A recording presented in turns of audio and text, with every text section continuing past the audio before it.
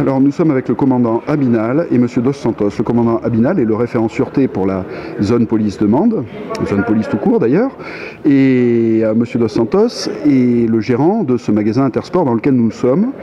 Et donc tous deux ont travaillé sur la sécurité de ce magasin. Monsieur Dos Santos, c'est venu naturellement de faire appel à la police pour avoir un bilan sûreté ? Non, c'est le commandant Abinal qui est venu, qui nous a proposé ses services et qui nous a fait un bilan et un état des lieux de notre sécurité en termes de vidéos et d'habitude. Alors concrètement, sans rentrer dans le secret des lieux, qu'est-ce qui a pu attirer votre attention suite au passage de l'expert sécurité ?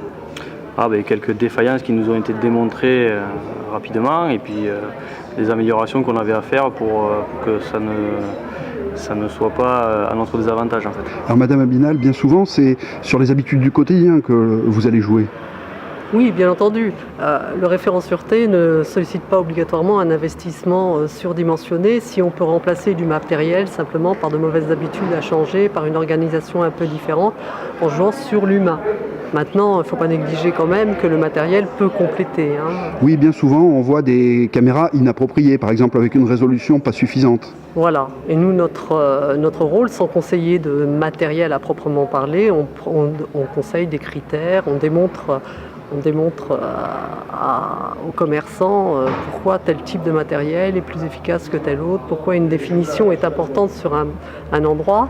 Oui, ça part d'une collaboration proche, puisque d'abord on entend le fonctionnement du commerçant, on l'interroge sur ses habitudes, ses finalités aussi, parce qu'un matériel doit répondre à un besoin malgré tout, et on essaie de tout mettre en adéquation. Tout état de cause, nous, référents sûreté, on se met dans la peau du délinquant et on explique aux commerçants ou à la personne qu'on est amené à conseiller comment le délinquant va procéder pour jouer sur toutes les failles.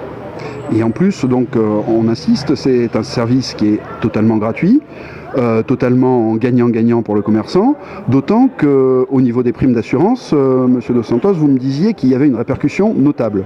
Voilà, sur le fait d'avoir tout ce qui est sécurité, vidéosurveillance, l'assurance prend en compte ces investissements et fait une amélioration de la prime d'assurance. Alors qu'à contrario, on n'est pas tout à fait assuré si on n'a pas tout à fait ce qu'il faut, ce qu'on a signé en contrat sur l'équipement de sécurité. Tout à fait.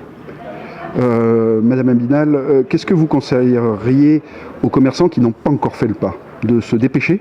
Eh bien oui, et surtout ne pas hésiter. Nous, on est vraiment à disposition du commerçant. Encore une fois, on est un conseil gratuit.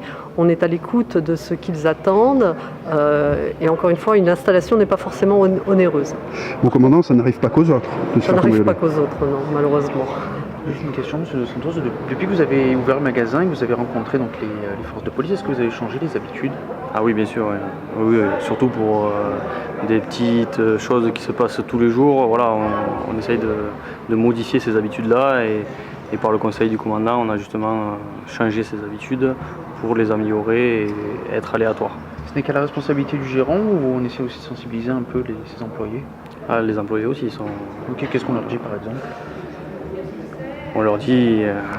Après, ça rentre dans ce qui se passe tous les jours, mais après, de ne jamais avoir les mêmes habitudes pour rentrer ou sortir du bâtiment, de bien fermer les portes, voilà. Des choses qui paraissent anodines, mais que si on ne le répète pas, ne se font pas. Alors moi je viens de découvrir quelque chose, la cigarette est nocive aussi pour la sécurité, c'est ce que vous disiez mon commandant ? Pour la sûreté, oui, c'est vrai qu'on a en qualité de référent sûreté, on a l'habitude de demander où est le coin fumeur, parce que inévitablement ça devient un peu la faille de la sûreté, parce que c'est une porte qui reste ouverte, c'est quelques petites négligences, et c'est vrai. Voilà. Donc avis aux fumeurs, surveillez-vous encore plus. Voilà.